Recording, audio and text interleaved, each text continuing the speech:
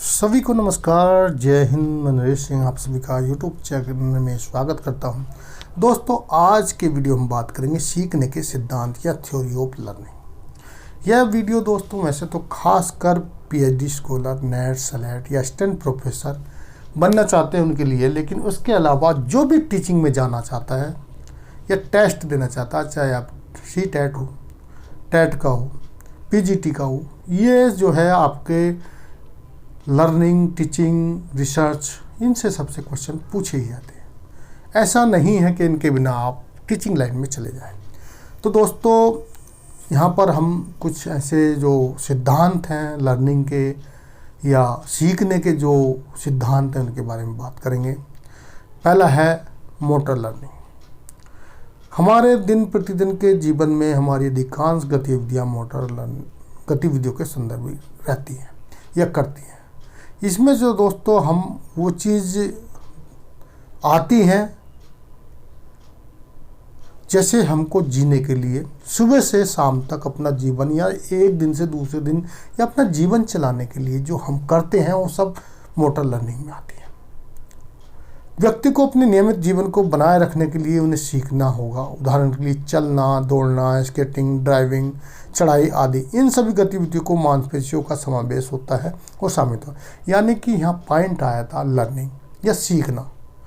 दोस्तों, motor learning वह चीज़ है जिसमें व्यक्ति को अपने जीवन यापन को चलाने के लिए कुछ ऐसी जिनके बिना हमारा जीवन नहीं चल सकता, सीखना ज़रूरी है। वह सब कुछ मोटर लर्निंग में आता है। जिस प्रकार आपको एक स्थान से दूसरे स्थान पर जाना है तो आपको पैदल चलना, मोटरसाइकिल चलाना, कार चलाना इत्यादि आना चाहिए, जब भी आप एक स्थान से दूसरे स्थान जा सकते हो। अगर आपको या किसी व्यक्ति को कपड़ा सिलना नहीं आता, हमको कपड़ा पहनना है, या किसी को भी कपड़ा सिलना नहीं आएगा तो कपड़ा नहीं बनाया जा सकता।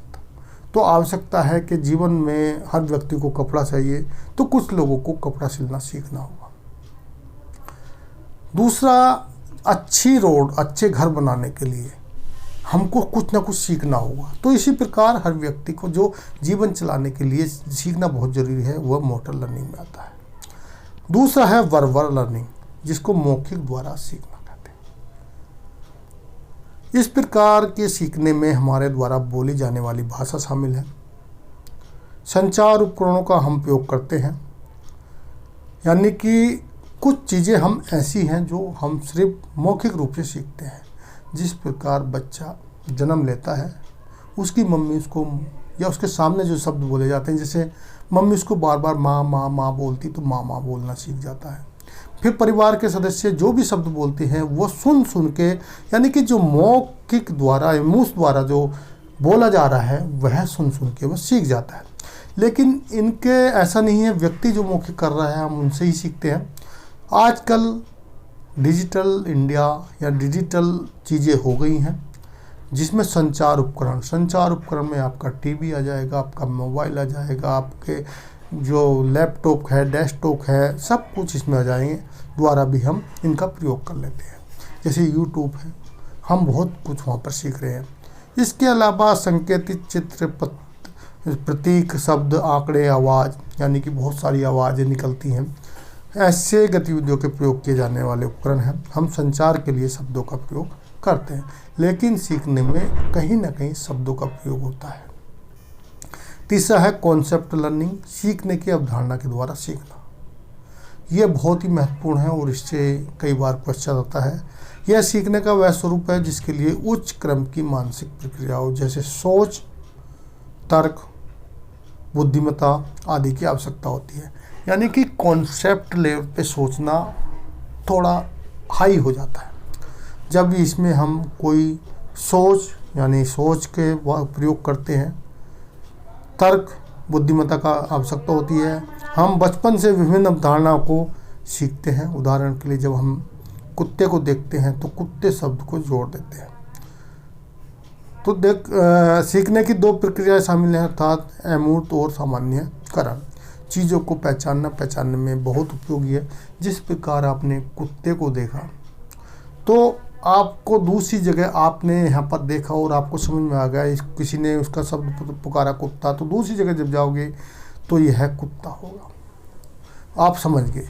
लेकिन कई बार जो इसमें कॉन्सेप्ट लर्निंग में क्या है, हायर कहने मतलब आपको सोचना, तर्क करना भी पड़ता है। यहाँ पर मैं एक आपको उदाहरण दूंगा। जिस प्रकार आपने गाय देखी तो आप गाय को जानते हैं गाय, लेकिन आपको नाम सुना है नीलगाय क्या होती है, नाम सुना है लेकिन कभी देखा नहीं, और आप उसको पता है जंगल में रहती है। आप कहीं जा रहे होते हैं, अचानक गाय निकल के वहाँ से आती है, तो आप तुरंत आपकी सोच या आपकी तर्क जाता है कि ये गाय तो हो नहीं सकती, ये नीलगाय हो सकती है।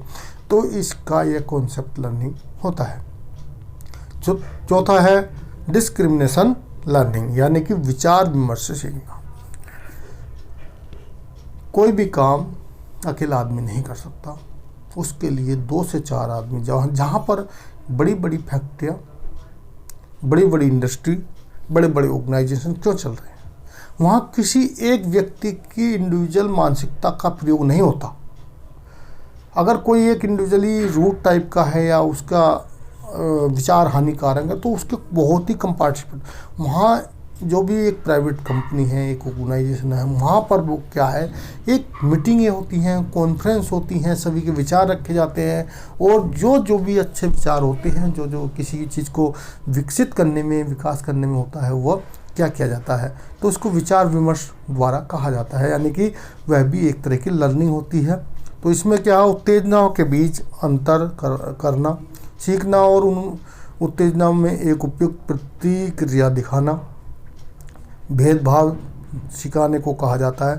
उदाहरण बस, कार, एम्बुलेंस आदि जैसी विभिन्न वाहनों की ध्वनि आहरण।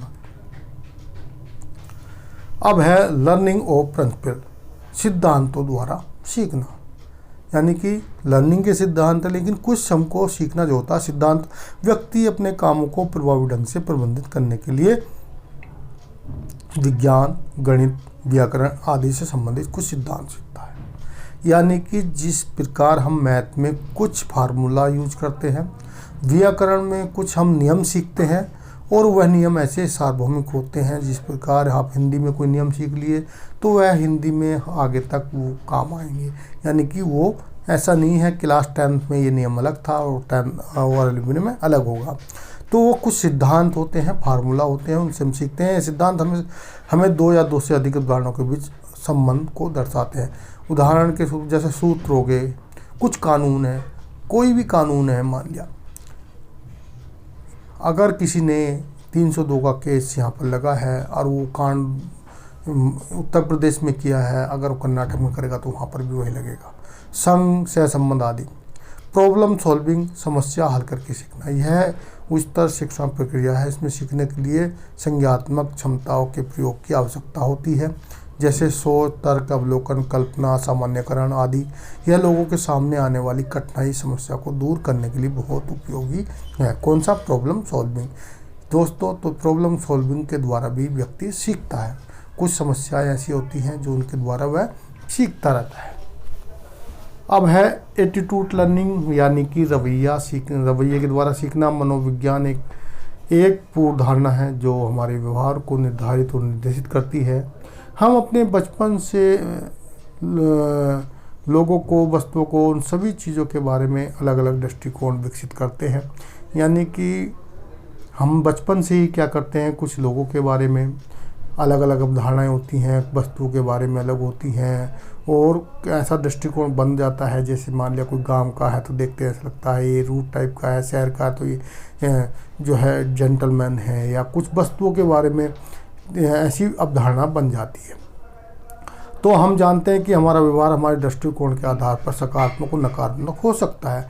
यानी कि जो हमारे को किसी ने बता दिया तो हम उसी प्रकार की अवधारणा जो हो, एक सकारात्मक भी हो सकता है और नकारात्मक। उदाहरण के लिए पैसे, रोगी आदि के प्रति नर्स का रवैया। तो दोस्तों, यह सब जो था आपका क्या था, सिद्धांत काय के सीखने के बारे में।